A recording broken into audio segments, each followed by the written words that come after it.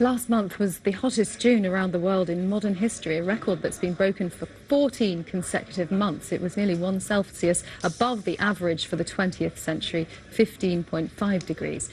That might not sound much, but it is enough to have a significant effect on our climate, as our science editor David Shukman explains.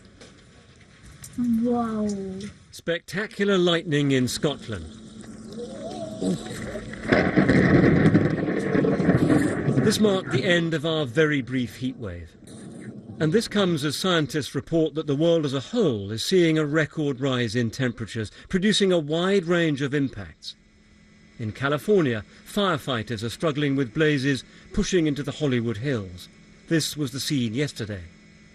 A heatwave has hit much of continental Europe this week. This boy in Spain tries to stay cool.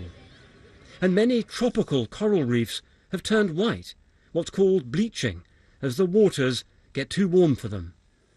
So what do the latest figures about rising temperatures tell us about a planet that's getting hotter? Well, this graph from the American Weather Agency shows the period January to June every year from the 1880s, below average in the first half of the century, but then climbing pretty dramatically later. And in the last 6 months, it was more than a degree above the long-term average. If we take a closer look, you can see why scientists are surprised at the scale of the increase. Now, they say this is partly driven by the weather pattern El Nino, with warm water in the eastern Pacific, but also by the greenhouse gases from our pollution, which the Paris Agreement on climate change is meant to slow down.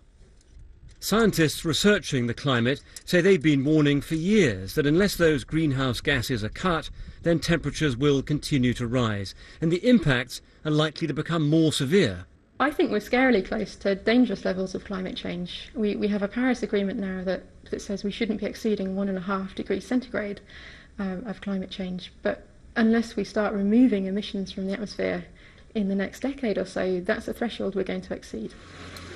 The fear is of more scenes like this, extreme weather in West Virginia last month, which made this town look like a war zone. Rivers reached record levels. Scientists say a warmer world is set to see more violent rainfall, and this year is on course to be the hottest on record. David Shukman, BBC News.